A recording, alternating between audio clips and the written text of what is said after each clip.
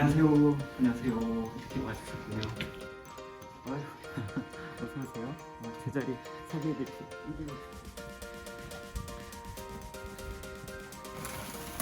아유, 뭐, 세상이 너도분합니다. 조선일보.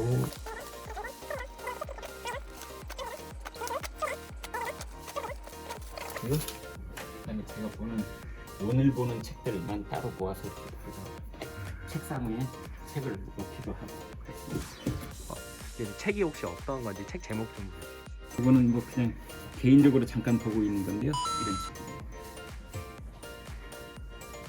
옛날에 나온 책들입니다.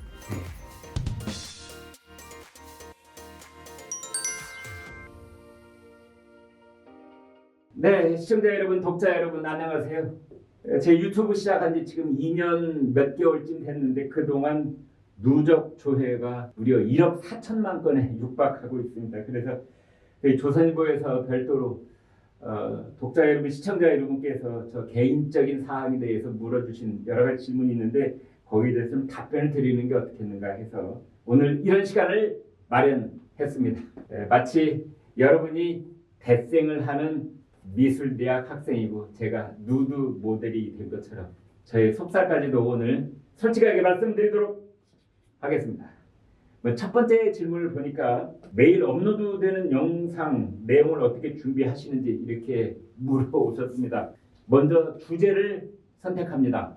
이때 원칙은 정치인이 하고 싶은 말 또는 기자가 하고 싶은 말 그런 말보다는 독자 여러분, 시청자 여러분이 알고 싶은 게 뭘까? 그걸 먼저 생각을 합니다. 예를 들어서 이번에 북한 원전 건설 지원 문건 사태를 보겠습니다. 먼저 정치권이나 신문 방송에서는 뭐 이적 행위냐 아니냐 이런 거를 따지러 들 것입니다. 그러나 곰곰이 생각해 보면 독자 여러분은 문재인 대통령과 김종인 국민의힘 비대위원장이 제대로 한번 붙어보라 이렇게 주문을 하고 있습니다. 중간에 흐지부지 하지 말고 제대로 붙어서 토론도 하고 조사도 하고 필요하다면 수사까지 하라는 주문이 있을 것이다. 대본을 누가 쓰느냐고 했는데 제가 직접 씁니다. 한때는 작가의 도움을 좀 받아볼까 했는데 지금 그냥 제가 쓰고 있습니다. 첫 문장을 어떻게 쓸까? 사실은 자다가 잠꼬대를 할 정도로 고민을 합니다. 결론은 어떻게 맞을까? 자다가 수시로 깨어서 언뜻 떠오르는 착상이나 문장을 핸드폰 메모장에 적어놓기도 합니다. 배 위에다가 노트를 얹고 잠을 자다가 잠결에 뭘 끄적일 때도 있습니다. 그래놓고 이 대사는 외워서 할 때도 있었는데요. 그러면 편집하는 PD가 너무 애를 먹는 것 같습니다. 쓸데없이 더듬거리거나 망설인 부분을 잘라내는 게 보통 복잡한 일이 아니거든요. 그래서 프롬프터를 보고 합니다. 그렇지만 최대한 좀 자연스럽게 보이려고 애를 씁니다. 이건 비밀인데요. 연극 배우를 위한 책을 보면서 연습도 합니다. 다음 질문. 매일 몇 시에 일어나시나요? 하루 일과가 어떻게 되시나요? 아침 5시에 일어납니다. 근데 요즘은 밤에 자다가 2번쯤 깨기도 합니다. 그때도 영상 대본을 생각합니다. 그리고 요즘은 깜깜할 때 출근을 합니다. 가장 도움을 많이 받는 시간은 조선일보 논설회의 시간입니다. 오전 중에 회의를 갔는데요. 13분 논설위원들이 돌아가면서 자신의 생각을 말하고 또 양상훈 주필 말씀으로 이 곳곳을 정리하면서 회의가 진행이 되는데 그때 저도 제 생각을 고치고 가다듬습니다. 다른 논설위원 동료들은 잘 모르시겠지만 그분들이 언뜻 하신 말씀이 저한테는 귀중한 아이디어가 될 때가 참 많습니다. 특히 이 양상훈 주필이 하신 말씀을 많이 제가 베낍니다. 정말 많은 도움이 됩니다. 아직 저작권료를 드린 적은 없습니다. 오전 오후 내내 저도 그렇고 논설위원들은 그날 무슨 내용과 주장을 독자 여러분께 전달할 것인가 그 생각으로 하루를 보냅니다. 그러려고 외부 전문가들도 만나고 취재원을 만나고 전화 통화도 하고 또 자료도 찾아보고 책도 읽고 그렇게 시간을 보냅니다. 요즘은 저녁 약속 없이 일찍 퇴근하면 주로 다큐멘터리 영화를 한 편 봅니다. 혹은 실화를 바탕으로 한 극 영화를 보기도 합니다. 그리고 일찍 잠자리에 드는 편입니다. 논평을 듣다 보면 진심으로 폭발하신 것 같은데 원래 성격은 어떠신가요? 네, 원래 저의 성격은 쾌활하고 사람 사귀기 좋아하고 서로 정겨운 농담을 주고받으면서 행복해하고 뭐 그렇습니다. 휴머니즘이란 무엇인가 하고 저희들끼리 얘기를 꺼낸 적이 있는데 엘리베이터 안에서 직장 동료에게 먼저 말을 걸어주는 것 그리고 점심 같이 먹을까 하고 말을 건넸을 때 선뜻 같이 가자고 일어서 주는 것 이 두 가지가 직장에서 매일 볼 수 있는 휴머니즘이라고 저는 생각을 합니다. 사실은 엘리베이터 안에서 모든 직원들에게 심지어 입사한 지 며칠 되지도 않은 직원들에게까지 뭐 최근에 쓴 기사가 재미있었다고 칭찬도 해주고 때로는 가정사를 묻기도 하고 옷차림을 칭찬해 주기도 하고 농담을 걸어주시는 분은 방사문 조선일보 사장님이세요. 제 개인적으로는 조선일보의 힘은 거기서 나온다고 생각을 합니다. 논평을 할 때 진심으로 폭발하느냐고 물으셨는데 진심으로 폭발합니다. 독자 여러분께 드리고 싶은 말씀을 대본으로 정리했다가 그 흐름을 그대로 따라가다 보면 저도 모르게 목소리가 리듬을 타면서 자연스레 격앙될 때가 있습니다. 내질렀다가 숨을 죽였다가 강약 조절을 잘 해야 한다고 들었습니다. 그런데 어느 날 그게 저도 모르게 그렇게 되고 있더군요. 때로는 문재인 정부 덕분이라는 생각도 듭니다. 비평적인 논리를 따라가다 보면 누구든 그렇게 될 것 같습니다. 네 번째 질문 주셨습니다. 의상은 직접 선택하시는 건가요? 패션 센스가 있으신 것 같습니다. 중절모 사랑이 남다르십니다. 몇 개를 가지고 계신가요? 네. 패션을 칭찬을 해주셨는데 엄마나 좋아라. 제가 듣는 칭찬 중에 최고로 기분 좋습니다. 참 분에 넘치는 칭찬을 받으면 아직도 물색 모르고 이 끝이 귀에 가서 걸립니다. 독자 여러분께서 좋게 봐주시는 덕분일 것입니다. 때로는 이 조명빨 덕분이라는 생각도 듭니다. 배경을 까맣게 이렇게 하면 옷차림이 좀 도드라져 보일 때가 있는 것 같습니다. 그리고 많은 지인과 친척분들께서 모니터링을 하고 조언을 해주십니다. 넥타이는 이렇게 하라, 모자는 이런 것을 써라, 행커치프를 왼쪽 가슴에 꽂아라, 포인트를 주는 액세서리를 해라 뭐 등등. 이루 헤아릴 수 없습니다. 미술 평론을 하시는 유명인이 충고도 해주셨습니다. 이 자리를 빌어서 감사드립니다. 지금은 국민의힘 국회의원이 되셨는데 이쪽 분야의 전문가이신 분이 있습니다. 그분이 개인 교습을 시켜주신 적도 있습니다. 감사드립니다. 중절모는 8개 갖고 있습니다. 그 중에서 친구가 호주에서 사다 준 중절모가 예장품입니다. 바로 이 모자입니다. 5번째 넘어가 보겠습니다. 아이디 프로스트 쓰신 분인데요. 논설위원님처럼 글 잘 쓰는 법을 알고 싶습니다. 잘 말하는 법, 시사 현안을 잘 읽는 방법을 물어보셨습니다. 저보다 10배, 100배 더 글을 잘 쓰시는 분들이 조선일보에는 즐비하십니다. 그렇지만 저도 지난 36년 동안 신문에서 제 글을 써왔고 또 다른 외부 필자가 쓴 글을 다듬는 일도 함께 해왔습니다. 또 조선일보의 저널리즘 아카데미라는 프로그램이 있었는데요. 글쓰기 강좌였습니다. 그곳에서 한동안 강사 역할도 했었습니다. 또 조선일보 수습 기자들에게 국어 시험 문제를 7, 8년 동안 출제하기도 했고 그보다 오랜 동안 논술과 작문 답안지를 채점하기도 했습니다. 그런 경험들을 모아서 유튜브 방송도 하고 책도 엮어낼 생각입니다. 한 가지만 말씀드리면 소유격 조사의를 쓰지 않는 게 많은 도움이 됩니다. 그리고 주격 조사를 쓸 때는 은보다는 이가를 쓰는 게 훨씬 좋습니다. 자세한 내용은 다음 기회가 되면 또 말씀드리도록 하겠습니다. 말 잘하는 법을 물으셨는데요. 요령은 솔직, 간결 2가지입니다. 그리고 본인만의 내재율을 살려서 말씀하시는 게 중요합니다. 본인만의 호흡이 누구에게나 있습니다. 노래를 할 때도, 강연을 할 때도, 방송을 할 때도 이것을 살려야 한다고 봅니다. 현안을 잘 읽는 법을 물으셨는데요.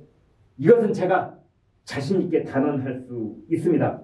조선일보를 꼼꼼히 읽으시면 현안을 보는 눈이 저절로 생깁니다. 이것은 제가 평생 경험한 바입니다. 정말 자신 있게 말씀드립니다. 조선일보, 그것도 종이신문을 꼼꼼하게 읽으시는 게 최선의 방법입니다. 6번째 질문으로 넘어가겠습니다. 논소령께서 보는 오늘의 대한민국은 어떤 모습인지, 평소 가지고 계신 철학이 있다면 무엇인가요? 제가 보는 오늘의 대한민국은 어떤 모습이냐, 몇 시간을 말씀드려도 모자랄 지경이지만 한 가지만 말씀드리면, 선거라고 하는 것이 민주주의의 최대의 발명품 같고 아름다운 장치인 것 같지만 때로는 선거 때문에 국가가 망하는 길로 간다는 점입니다. 선거 포퓰리즘이 나라를 망가뜨릴 수도 있다는 것입니다. 선거는 민주주의의 축복이 아니라 저주가 될 수도 있다는 생각이 요즘 듭니다. 여당도 야당도 선거에 이기려고 아무 공약이나 남발하고 있습니다. 다른 나라도 비슷합니다. 고위공직자를 선거로 뽑는 시스템은 이제 유효기간이 끝난 것이 아닌가 하는 회의가 들 때가 있습니다. 특히 선거를 앞두고 천문학적 숫자의 공약과 돈다발을 풀어헤칠 때 선거가 한쪽으로 쏠려버릴 수가 있습니다. 참 무서운 일입니다. 7번째, 논소령께서 생각하는 바람직한 좌우의 모습은, 한마디로 그냥 제 개인적인 생각을 요약을 해본다면 좌파는 특별하게 도덕적이어야 한다고 봅니다. 우파는 효율적이어야 한다고 봅니다. 그중에 특히 바람직한 보수란 이런 생각을 갖고 있어야 합니다. 즉 상식적인 사람들이 생각하는 아름답고 쓸모있는 것들은 그것을 만들 때까지 수백 년이 걸릴 수 있는데 그것이 부서질 때는 한순간이라는 점을 잊지 말아야 합니다. 신통방통의 애청자였습니다. TV에서 논설위원님을 꼭 다시 보고 싶습니다. 계획이 있으신지요? 제가 진행하는 TV조선 프로그램, 진행했던 TV조선 프로그램 신통방통의 애청자이셨다는 분들이 많습니다. 제가 5년 3개월 동안 진행을 했었습니다. 언제 복귀하느냐 이렇게 묻는 분들이 많으신데요. 물론 기회가 주어진다면 다시 시청자 여러분을 뵈러 갈 것입니다. 그러나 그것은 제가 결정할 문제가 아닙니다. 그리고 요즘은 방송 환경으로 봤을 때 매우 엄혹한 시절이라고 할 수 있습니다. 정권이 어떻게든 재갈을 물리려고 온갖 수단을 동원하려는 낌새가 보입니다. 방송은 대표적인 규제 산업입니다. 정부와 정권이 승인과 재승인 권한을 주고 있습니다. 옴짝달싹 못하게 옥죄고 있는 것입니다. 숨쉴 공간이 많지 않습니다. 저처럼 요즘같이 정권의 독한 소리를 쏟아붓고 있는 사람은 방송에게는 사실은 아무런 도움이 되지 못합니다. 오히려 큰 부담이 될 수 있습니다. 물론 종편 방송을 통해 시청자 여러분을 뵐 수 있는 날이 올 수도 있겠지만 그것은 전적으로 제가 결정할 일은 아니라고 봅니다. 다음 9번째 질문 보겠습니다. 파리 특파원 시절 기억나는 에피소드를 듣고 싶습니다. 좋아하는 프랑스 작가나 작품, 이유, 요즘 읽고 있는 책은, 논소리원님이 생각하시는 프랑스 사회와 우리 사회의 공통점 혹은 차이점은 무엇일까요? 이렇게 물어주셨습니다. 제가 파리의 연수기간 포함해서 7년 넘게 프랑스에 있었습니다. 참 여러 생각들이 지금도 떠오르긴 하는데요. 물어주신 질문에 대답을 하겠습니다. 좋아하는 프랑스 작가는 알렉상드르 자르댕이라는 작가입니다. 많이 알려진 작가는 아닙니다. 그 사람이 쓴 주비알이라는 작품이 있습니다. 인생의 모든 감정을 맛보라는 책입니다. 그 산등성이와 깊은 골짜기를 하나도 놓치지 말고 다 살아보라고 권하는 책이지요. 또 하나는 영국 소설가 사라 베이크웰이 쓴 프랑스 사상가 몽테뉴에 관한 책입니다. 어떻게 살 것인가 라는 책 제목인데요. 2권 권해드립니다. 주비알 그리고 어떻게 살 것인가. 프랑스 특파원 때 기억나는 에피소드가 있느냐고 물으셨는데 여러분 놀라지 마십시오. 저는요 떼제베를 직접 운전해 본 적이 있습니다. 우리나라에 KTX를 들여오기 전이었는데요. 취재차 떼제베를 직접 운전해 봤습니다. 물론 제 옆에는 떼제베 기관사가 있어서 안전장치를 언제든 작동할 수 있는 상태로 주시를 하고 있었지만 저는 파리에서 프랑스 북부 릴이라는 도시까지 장장 1시간 동안 떼제베를 직접 운전했었습니다. 떼제베 운전석에는 핸들이 있습니다. 열차에 웬 핸들이 필요하냐 이렇게 물으시겠지요. 떼제베의 핸들은 왼쪽으로 돌리면 브레이크가 걸리고 오른쪽으로 돌리면 속력이 붙습니다. 프랑스 사회와 한국 사회의 공통점을 물어주셨는데요. 향기로운 술과 맛있는 음식과 예술을 사랑한다는 국민성이 매우 비슷합니다. 두 나라는 원자력 발전이 중요한 나라이고 두 나라는 남녀가 국제 결혼을 하면 행복 지수가 높아지는 경우가 많습니다. 네, 이어서 마지막 질문으로 넘어가 보겠습니다. 10번째 논술위원님께서 생각하시는 2020 대한민국 한 줄 평 사자성어는 무엇인가요? 이렇게 물어주셨습니다.